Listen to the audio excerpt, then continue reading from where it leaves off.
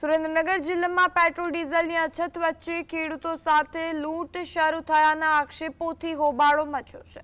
પાટડીમાં સંઘના petrol pump પર petrol અને ડીઝલ સાથે ફરજિયાત ઓઇલ આપવામાં આવતું હોવાનો આરોપ છે।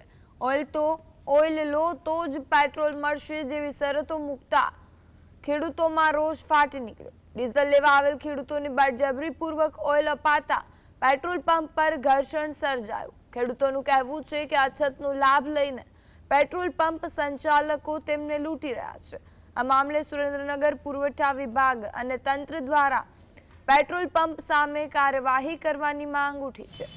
ખેડૂતો સાથે થતી આવી બળજબરી બંધ કરાવવા માટે તંત્ર તાત્કાલિક પગલાં ભરે તેવી માંગ કરવામાં આવી છે। સંવાદદાતા ફઝલ જોડાયા છે। જી ફઝલ, શું માહિતી?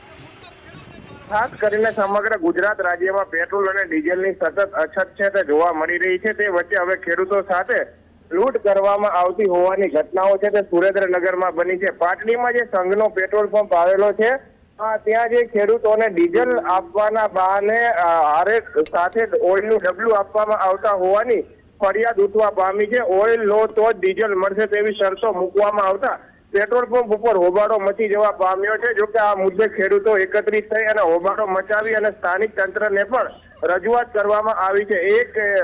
એક બાજુ ખેડૂતોને 24 કલાક સુધી લાઈનોમાં ઉભા રહે ત્યારે પણ ડીઝલ નથી મળતું હતું। તે વચ્ચે જે પાટડી ખાતે આવેલો સંઘનો પેટ્રોલ પંપ છે ત્યાં ડીઝલ ભરી તો આપવામાં આવે છે, પરંતુ સાથે ઓઇલનું ડબલું ફરજિયાત આપવામાં આવતા હોવાના કારણે ખેડૂતો સાથે લૂંટ કરવામાં આવતી હોવાની ઘટના છે તે બની છે।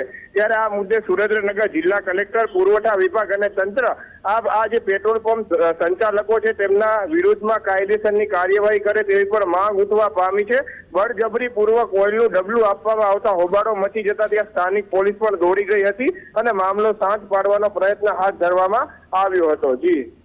જી આભાર ફઝલ સમગ્ર માહિતી બદલ।